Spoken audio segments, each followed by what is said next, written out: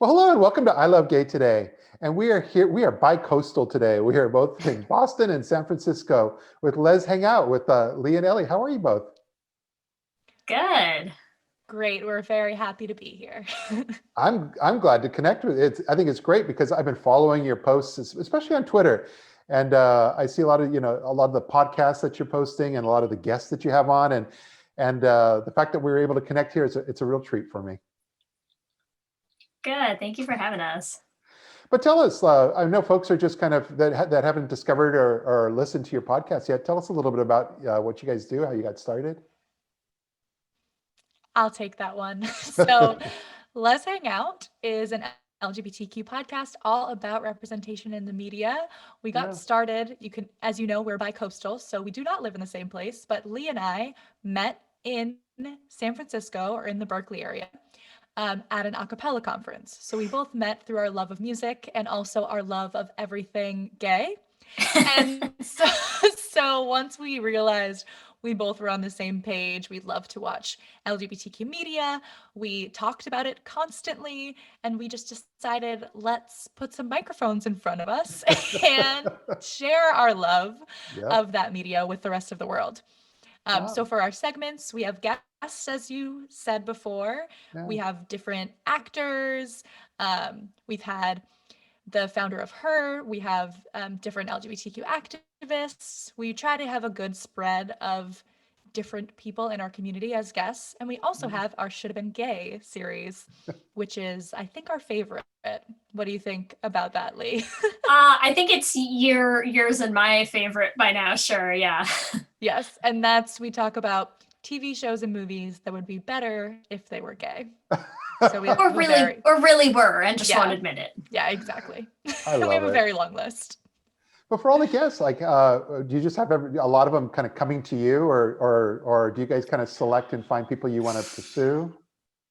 It's a bit of a mix these days. I mean, we're in our fourth season now. And we've been growing consistently for that time. So I think we're a little more out there now than when we started. I mean, the first season, obviously it was a lot of just, like reaching out, who do we think we can get, what are topics we'd like to talk about, and continuously being surprised by who was happy to come on and chat for an evening to do a podcast episode with us. These days it's a bit of a mix. We have like people who will reach out to us kind of pitching themselves for the show. We'll still have a list of guests that we'd love to have on that we'll do our own outreach to, so a little bit of both. Yeah. In terms of reaching out, we have like a list of their agents and managers. So if anyone's trying to book podcast guests, we usually reach out to their agents or managers. Sometimes you can get like an Instagram DM or something like that. Yeah. So we find our ways to get in touch with these people. Yeah, get crafty. We get crafty. This is great. Well, what about on the front where, like obviously there's businesses that would also love to tap in and first of all, like, do you guys work with businesses? And then if you do, like, how do you guys work with them? Or is it mostly just audio or do they, tell us a little bit about that. We've been so I think it started mostly audio, but we have actually been doing more social media marketing as our accounts have grown. Like Leigh said, we've seen huge growth with our Instagram reels. Leigh makes ridiculous gay content that people love, and it's silly and fun. So we've been growing there. But for our in-episode advertising, we work with Acast, which is a sponsorship company. They also host our podcast. Okay. And also Tag Magazine, which is Tag Magazine. They're awesome. So they reached out to us to have us on their network, and we're very happy to be a part of that. And they help us get more sponsors in our actual podcast episodes. Excellent. I think everything kind of starts out, I mean, same thing as with guests. It starts out with a lot more of like you doing it yourself, reaching out to people, finding anyone who might be interested in, doing a promo or doing an ad slot or contributing in some way. And then, as you can grow and kind of get a little bit more of a following and a foundation underneath yourself, it becomes a little easier to, help offload some of those responsibilities if you're able to as well. Yeah. Well, what about, you mentioned Reels though. So if you're strong on Reels, were you already doing a lot on TikTok or did you just jump right into Reels?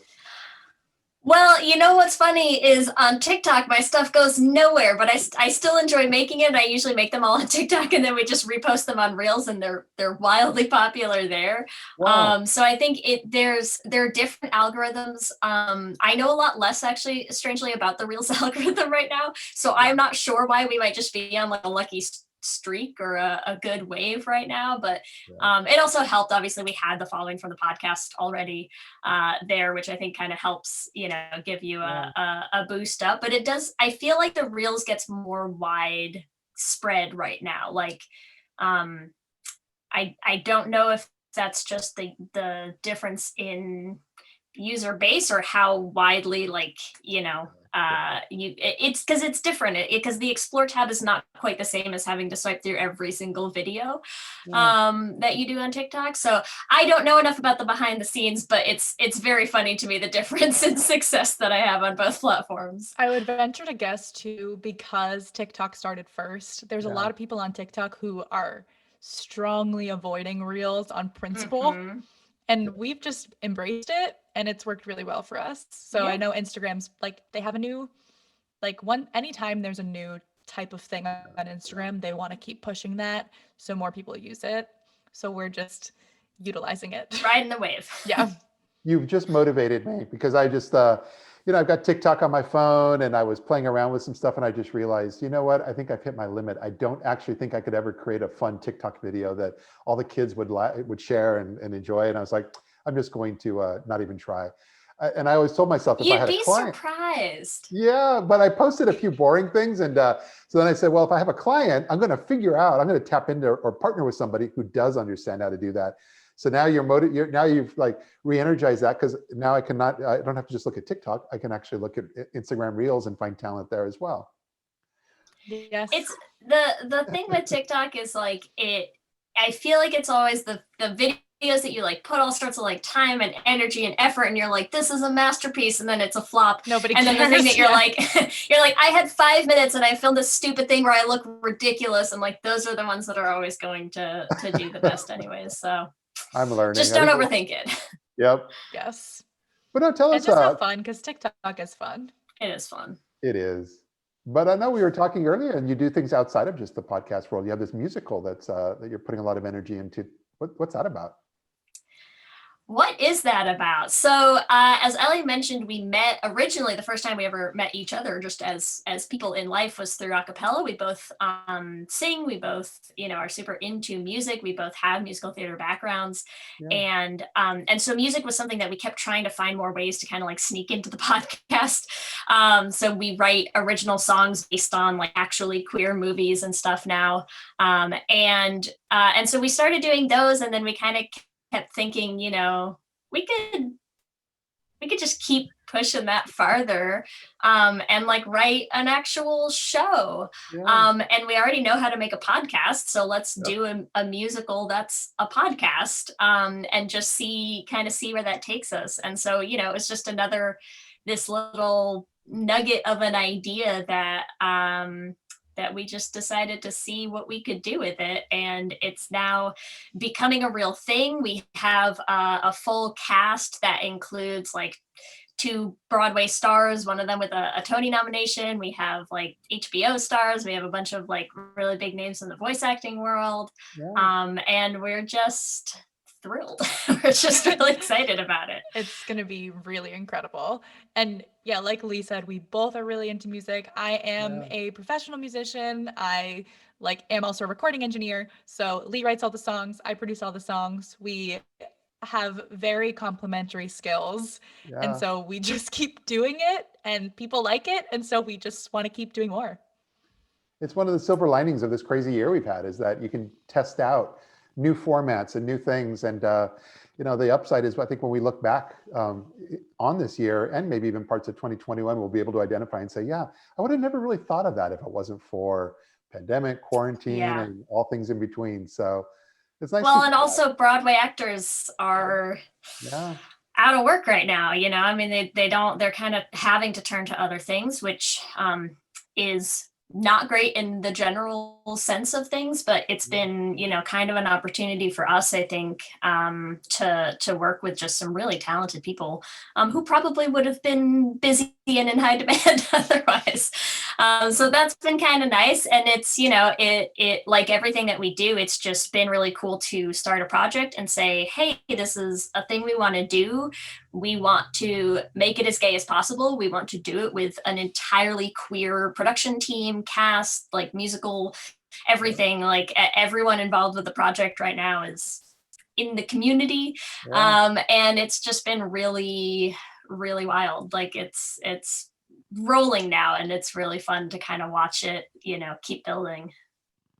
I'm going to make sure my husband sees this, because maybe you've motivated him the way you did for me on TikTok and Reels, because I have a Broadway husband.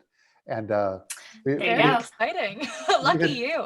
We had moved to New York just, I think the 99% of the reason we had moved to New York originally was just because of Broadway. And so it's been hard on him that he kept booking things and hoping that, it was going to reopen. It didn't. He kept getting refunds. And I told him, that's a lot of emotional highs and lows. Let's just wait until we know things are back. And in the meantime, he's found other things to keep busy, so it's been good. But yes, I totally understand. Yes, he should definitely check it out, because it's coming out in June. So we're very excited that it will be right around the gayest, happiest time of the year, so we can celebrate with this gay musical. And we should have lots to celebrate. Yeah. We should have lots to celebrate by that time. Yes, here's hoping. Excellent. I know. Well, I'll make sure on this, when we post this, that all the links to not only your social media, but podcasts and everything, so that people can find these quickly and easily.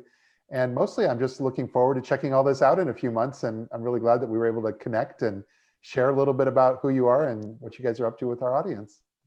Yes, thank you so much for having us. Oh, absolutely. Well, thanks for being here, and look forward to seeing you soon. Bye. It feels good, so good, coming back again.